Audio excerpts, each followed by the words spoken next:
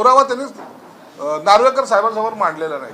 या सर्व गोष्टी जर पाहिल्या उलट तपासणीमध्ये तर त्यांची आणखीन गोची झाल्याची सर्वांनी पाहिलेली आहे। म्हणून हे सर्व प्रकरण आता आपल्या अंगलटी। मुद्दा एक आहे, त्यांना फक्त आणि फक्त आम्ही केलेला उठाव हा कायदेशीर आहे याची जाणीव होती आणि आपले 14-15 आमदार जे आहेत ते अपात्र होते म्हणून त्यांनी ही केलेली पूर्ण कसरत आहे। या कसरतीमध्ये मग निवडणूक आयोगावर त्यांनी तुम्ही पाहिलं असेल 2,000 कोटीचे त्यांच्यावर म्हणजे आरोप करण्यात आले की 2,000 कोटी घेऊन निकाल दिलाय। त्या प्रकारे आता ज्या दिवसापासून नार्वेकर या सर्व सुनावण्या घेत आहेत त्यांना असलेला ज्युडिशरी पॉवर आणि त्याच्यामध्ये घेणाऱ्या सुनावण्या ज्या घेत आहेत त्या सुनावणीच्या वेळी सुद्धा त्यांनी पहिल्या दिवसापासून हे या पक्षात होते त्या पक्षात गेले या सगळ्या ज्या अनावश्यक ज्या गोष्टी आहेत त्यांच्यावर त्यांनी कॉमेंट्स करायला सुरुवात केली। तरी अत्यंत संयमाने अध्यक्षाने घेतलेलं आहे।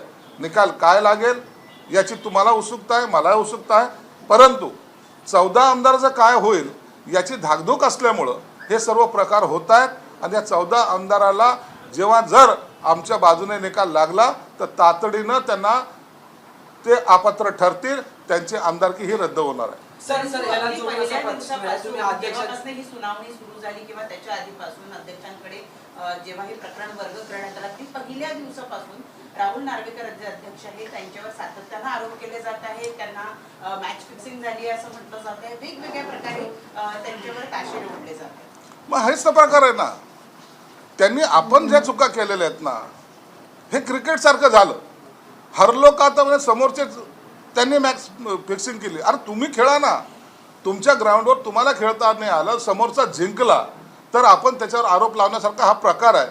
म्हणून यांनी ज्या ज्या चुका अनेक वेळा केलेल्या आहेत, एक तुम्हाला उदाहरण म्हणून सांगितलं की व्हीप एकीकडे जर पाहिलं तर त्याच्यावर डेट वेगळी, मग ती खोडली कशी, हे सगळे पुरावे त्यांचे म्हणजे समोर आलेले आहेत।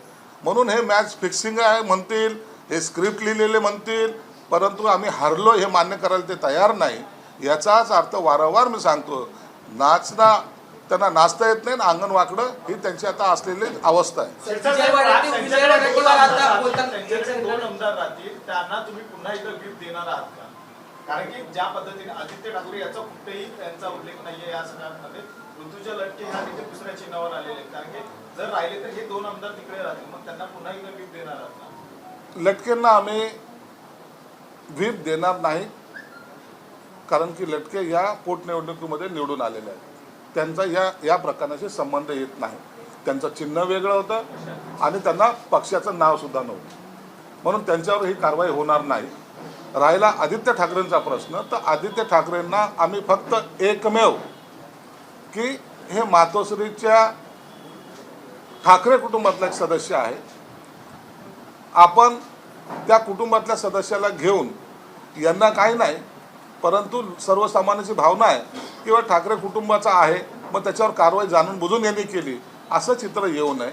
एक त्याला सॉफ्ट कॉर्नर म्हणून आम्ही आतापर्यंत त्याच्यावर कोणतेही म्हणजे अपात्रतेचा नोटीससुद्धा त्यांना आम्ही दिलेली नाही आणि याचा आता जो काही निकाल लागेल यानंतर निर्णय एकनाथ शिंदे साहेब घेतील। सर आताच नुसतंच वळवटीवार त्यांनी विरोधी पक्षाने प्रतिक्रिया दिली, त्यांनी असं म्हटलंय की वर्षावर म्हणजे नुकतेच जे अध्यक्ष मुख्यमंत्री त्याच्या आधीच हा सगळा निकाल जो आहे तो तयार झालेला आहे, आज फक्त वाचन होणार आहे असं थेट आरोप जो मुख्यमंत्र्यांवरही केलाय।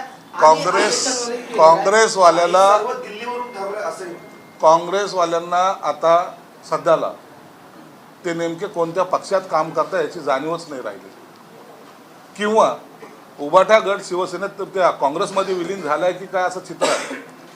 एकीकडे तुमच्या चॅनलवर मी पाहिलं पृथ्वीराज चव्हाण म्हणतात आम्ही सुप्रीम कोर्टात जाणार, का रे बाबा, काँग्रेसच्या विरोधात चाललेला खटला आहे का निकाल हे?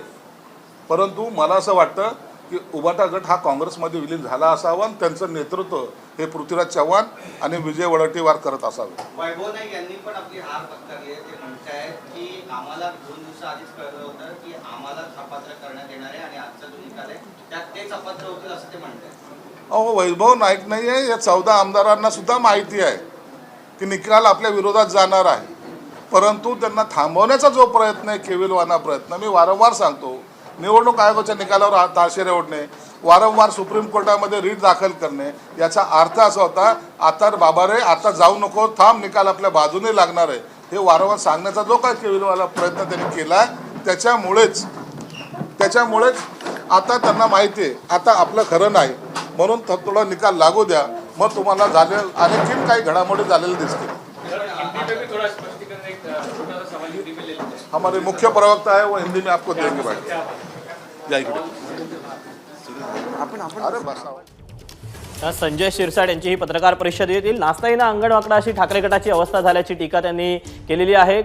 यासोबतच आम्हीच जिंकू असा देखील विश्वास त्यांनी पुन्हा एकदा बोलून दाखवलेला आहे. लटके पोटनिवडणुकीत निवडून आलेले आहेत, त्यामुळे त्यांना व्हीप बजावणार नाही असं देखील त्यांनी सांगितलेलं आहे. याशिवाय काँग्रेसवाल्यांना आता ते कोणत्या पक्षात आहेत याची जाणीव नाही आणि ठाकरे गट काँग्रेसमध्ये विलीन झाला असावा असा एक खोचक टोला देखील संजय शिरसाट यांनी लगावलेला आहे. तर अपात्र होणार हे ठाकरे गटाला समजले असं देखील संजय शिरसाट यांनी पत्रकार परिषदेत बोलून दाखवलं. एबीपी माझा, उघडा डोळे बघा नीट.